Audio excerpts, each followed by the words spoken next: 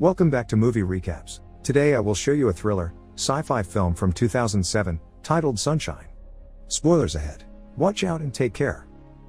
It's the year 2057, and mankind is facing extinction because the sun is dying. 8 astronauts are chosen to board the spaceship Icarus I and carry a colossal stellar bomb with the mass equivalent of Manhattan Island with the intent of jump-starting the sun, but the spaceship gets lost before they can reach the star. Since they lose communication with Earth after a certain point, nobody knows what has happened to them. 7 years later, while Earth is freezing in a solar winter, a new crew of 8 is sent out in the Icarus II to try again. First, it's Searle, the ship's doctor and psychological officer, who has become obsessed with watching the sun. He even asks the Icarus AI to refilter the observation room panel to allow him to see as much brightness as possible without burning himself. This is such an amazing experience for him that over dinner, he recommends doing it to the whole crew: the engineer James Mace, the pilot Cassie, biologist Corazon, the communications officer and second-in-command Harvey, the ship's captain Kaneda, the navigator Trey, and the physicist in charge of the bomb Robert Capa. But none of them are attracted to the idea. Kaneda informs them that the solar wind reading is much higher than they'd anticipated at this distance, and soon they will be entering the dead zone, which means they won't be able to communicate with Earth anymore, so the crew should send home their last messages. Capa records a video for his parents and his sister, telling them they can't contact him back, but they'll know if they've succeeded if the sun comes out by the time they get this message. However, he takes so long in recording this, that there isn't any time left for his crewmates to do the same, and this enrages Mace, who tries to start a fight with him. After the others separate them, Mace is sent to talk to Searle, who tells him he has lost track of time and prescribes him 2 hours in the Earth room, which is a chamber that simulates their home in order to calm them down. Meanwhile, Kaneda continues to watch the old report sent by Pinbacker, the captain of Icarus I. While Corazon assures him her garden is producing plenty of oxygen and that's not the problem the previous crew had, Kaneda is still worried, especially when he sees Pinbacker describe some damage his ship got as beautiful. A distraction is welcome, however, when Cassie discovers they're passing by Mercury, so the whole crew goes to the observation room to watch it. Sometime later, while checking comm systems, Harvey makes an important discovery: a transmission playing the distress signal from the Icarus I, which is reaching them thanks to the ship reaching the dark side of Mercury and the iron content of the planet acting like an antenna. Icarus simulates the first ship's trajectory on the screen, and they realize nobody picked up the signal until now because it was hidden in the background light and noise since the Icarus I actually managed to get pretty close to the sun. The crew starts discussing if it would be a good idea to adjust their trajectory and make contact with the Icarus I. Mace doesn't think it is a good idea because the mission is more important, and if they don't deliver their payload, everything dies. On the other hand, there may be survivors in the ship, plus extra oxygen and food they can use, and most importantly, an extra bomb that could give them a better chance at reigniting the sun. Since they can't agree if the risk is worth it or not, they leave the decision up to Capa because he has the physics knowledge to know what is best. After running the math with Icarus, he decides the extra bomb is worth the risk and tells them to fly towards Icarus I. The ship leaves Mercury's orbit after Trey adjusts their trajectory, but he makes a mistake. He has forgotten to realign the shields that protect the ship from the sun, causing damage to 4 panels which, if not repaired, could destroy the whole ship and kill the crew. Kaneda and Capa embark on a spacewalk to make repairs while Cassie guides them, angling the damaged portion of the shield away from the sun and causing the loss of 2 protruding communications towers that have no use right now. However, this also causes the reflected light to destroy the ship's oxygen garden and oxygen reserves, to Corazon's dismay, who has to watch how O2 is released to put out the fire. They need to re-angle the shield, but this would kill Capa and Kaneda, who are still not done with the repairs. Harvey and Cassie want to wait, but Mace reminds them that the priority is to protect the payload, and Kaneda agrees with him. So as Icarus uses autopilot to fix the ship's rotation, Kaneda sends Capa back inside and sacrifices himself to fix the last panel. Moments later, Searle needs to sedate Trey, putting him in a catatonic state, because the guilt is putting him at suicide risk. As the second-in-command, Harvey becomes the new captain, and he informs the crew that after what happened to the garden, they don't have enough oxygen to get them to their delivery point, let alone survive the journey, so now they have no other choice but to try to make contact with the Icarus I and hope they can salvage enough to continue the journey. After everyone else goes to take care of their chores, Mace, Corazon, and Cassie have a chat in private, where Corazon tells them that their current oxygen levels would be enough if they lose 3 people. Afterward, Cassie shares a little talk with Capa, telling him she is scared of dying, but he admits he is not. Once Icarus II finally docks with Icarus I, Capa, Searle, Mace, and Harvey go aboard to search the ship. Ignoring the fact lights don't work and the ship is full of dust, which most likely is human skin, they decide to split the group to search more effectively. Harvey finds the garden intact with 7 years of unchecked growth, which delights Corazon, while Mace confirms the second bomb is fully operational, and Searle checks for water and food, finding plenty of both. Mace discovers all systems are fine as well, except he isn't getting anything from the flight computer, and when he digs deeper in the files, a recording with a rambling message from Pinbacker starts playing. His face is burned, and he mentions they've abandoned the mission because they shouldn't defy God. The transmission code is from 6.5 years ago, exactly the time they were supposed to deliver the payload. Mace keeps on searching for an explanation and finds out the mainframe has been sabotaged, so they can't fly the Icarus One, officially making this detour completely pointless. Meanwhile, Searle enters the observation room and finally finds the crew. All the bodies are sitting in front of the panel, having let the sun burn them to ashes.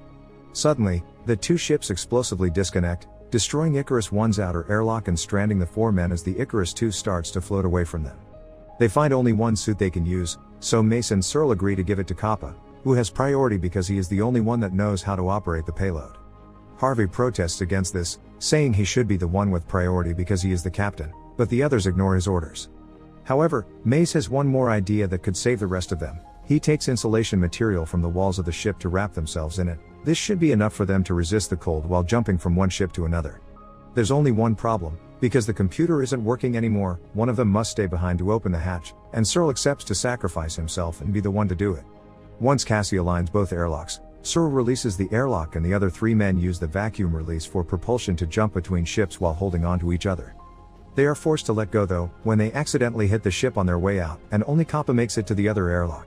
Mace manages to hold onto a handrail, and thanks to this Kappa is capable to grab him and drag him inside with him, but Harvey floats away and freezes, dying from asphyxiation. Back in Icarus One, Searle has accepted his fate, so he goes to the observation room and sits next to the bodies to let the sun burn him while Cassie says her goodbyes through the comms. After triple checking the activity file, Mace is sure Icarus didn't disconnect the airlocks, and there wasn't a malfunction either, which means someone did it manually. Since the men were together in Icarus One and the women were together in Icarus Two, the only remaining option is Trey. Kappa is skeptical because Trey is so deeply sedated, it is almost impossible for him to move enough to pull such a thing. Corazon also points out that now they have lost 2 breathers, only one more needs to go so they can survive the mission, and Mace accepts to be the one to kill Trey. Kappa thinks this madness is probably what happened to Icarus One, but he still agrees on doing it, because the future of mankind is more important. Corazon also agrees, but Cassie doesn't, not that it matters much, since it's 3 against 1. Mace leaves the crew behind and enters the infirmary. After grabbing an electric scalpel, Mace checks the bed, but Trey isn't there. He is actually sitting in the Earth room and he's already dead, having cut his own wrists. Mace calls the rest of the crew so they can see what happened, and once they are there, he blames the deaths on Kappa's decision to divert the mission and says the spilled blood should be his. Angry, Kappa tackles him and starts a fight, which doesn't last long because they have trouble breathing since the air is low. While checking on the payload, Kappa makes Icarus run a check on the crew's biometrics and oxygen consumption, and Icarus One informs him they are all going to die before delivering the payload because the oxygen is not enough. When Kappa gets confused and says the remaining oxygen should be enough for 4 people, Icarus tells him there is a 5th unknown person aboard, currently standing in the observation room. Kappa rushes there and finds the viewing panel bright with sunlight, and standing in front of it, an insane and disfigured Pinbacker that keeps rambling about God, angels, humanity, and stardust. He was the one that decoupled the airlocks. Suddenly, he attacks Kappa, managing to cut his stomach with one of the electric scalpels before he runs out and asks Icarus to change the panel to full sunlight. This isn't enough to kill him, so he chases after Kappa until he enters the airlock and closes the hatch behind him. Pinbacker takes the chance to lock the door manually to stop Kappa from escaping before going to the coolant tank to remove the panels, which causes Icarus to shut down. Meanwhile, Corazon is staring at her burned garden when she notices a tiny little baby plant among the debris. She intends to tell the rest of the crew about it, but Pinbacker finds her and kills her by stabbing her with the scalpel.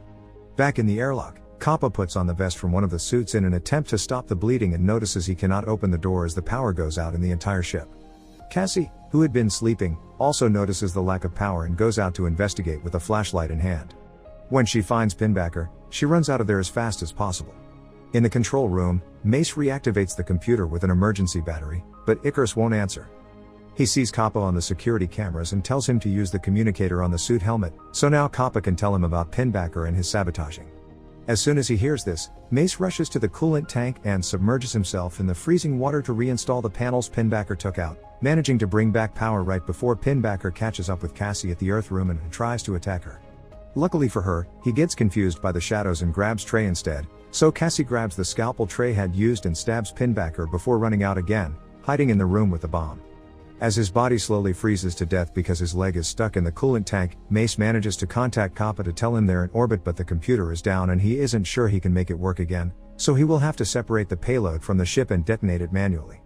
Mace dies while begging Kappa to finish the mission. Kappa puts on the astronaut suit and uses a torch to make a hole in the door that connects to the hallway, then he unscrews the lid that covers the emergency button and presses it after tying himself up to the wall. This causes the main hatch to be expelled, and the combination of the incoming pressure from outside and the hole on the metal makes the hallway door blow up, giving Kappa back access to the ship. After seeing Mace's frozen body, he goes to the control room and activates the separation procedure, then jumps out of the ship and into the now separated bomb room while Icarus II is burned away by the sun. Inside the bomb, he takes off the suit and comes closer to Cassie, who is sitting on the floor with a lost look on her face. He barely gets to say a word to her when Pinbacker ambushes them, grabbing Kappa by the neck and taking him over the edge of the bomb with the intention to drop him into the abyss while talking about the sun as if it was his god. It is then that Cassie snaps out of it and runs to help Kappa. Together they manage to lose his grasp by ripping the skin off one of his arms. The bomb is finally entering the sun now, so after being thrown around a bit by all the shaking, Cassie tells Kappa to finish it. He sees Pinbacker waiting for him by the edge of the bomb but decides to ignore him and concentrate on the mission, so Kappa rushes to the controls and activates the payload. The bomb explodes and Kappa watches how the sun is reignited, even reaching out to it before dying. Back on Earth, Kappa's sister watches his message one more time before taking her kids to watch the sunrise for the first time in years. Make sure to subscribe and turn on notifications so you can watch more videos like this. Thanks for watching.